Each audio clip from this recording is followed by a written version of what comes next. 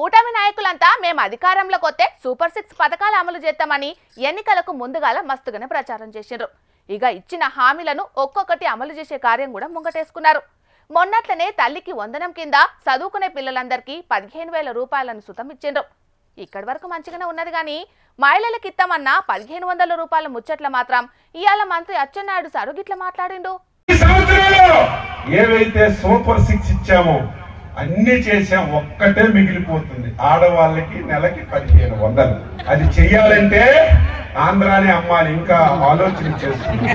మన రాష్ట్రానికి వచ్చిన ఆదాయం కేవలం ఉద్యోగస్తులకి జీతాలు పింఛన్లు ఇవ్వడానికే తాళడం లేదనే విషయం మీరు అందరూ గమనంలోకి తీసుకోవాలి.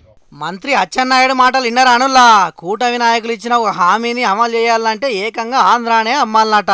విజయనగరం జిల్లా కొత్తవలస మండలం మంగళపాలెంలో జరిగిన సుపరిపాలనకు తొలి అడుగు సభల మంత్రి అచ్చెన్నాయుడు ఇట్లా మాట్లాడే వరకు ఇప్పుడు పెద్ద చర్చకే దారి తీసింది. కూటమి సర్కారు అధికారం చేతబట్టి ఏడాది దాటిపోయింది కదా. ఇక కూటమి ప్రభుత్వం అధికారంలోకి వచ్చిన కాడ నుంచి సూపర్ 6 లో చెప్పిన ఒక్కో పథకాన్ని సాల్వ్ చేసుకుంటా వస్తున్నారు. ఇక 15 ఆగస్టు కాడ నుంచి మహిళలకు ఉచిత బస్సు ప్రయాణ పథకం కూడా సురువు చేయబోతున్నారు. మొదట్లోనేమో రాష్ట్రం అంతటా ఎక్కడెక్కి ఎక్కడ దిగినా ఉచితమేనని చెప్పిండ్రు. ఇప్పుడేమో దాని జిల్లాలకే పరిమితం చేస్తామని చెప్తున్నారు. ఇక ఎన్నికల యాళ్ళ 18 ఏళ్లు నిండిన ఆడబిడ్డలందరికీ మహాశక్తి పథకం కింద నెలకు 1,500 రూపాయలు ఇస్తామని హామీ ఇచ్చిర్రు కూటమి నాయకులు. ఇక ఇవాళ మంత్రి అచ్చెన్నాయుడు మాట్లాడుకుంటా ఆ పథకం అమలు చేయాలంటే ఆంధ్రానే అమ్మాలని పెద్ద బాంబే వెలిసిండు. అంటే ఇచ్చిన హామీని నడి గోదాట్ల కలిపినట్టే ఉన్నది కూటమి సర్కారు. అయినా విజనరీ అని చెప్పుకునే చంద్రబాబుకు ఆ పథకం సాల్వ్ చేస్తే ఎంత మందికి పైసలు ఇవ్వాల్సి వస్తుంది, దానికి ఎంత ఖర్చు అవుతుంది అనేది తెలియదా?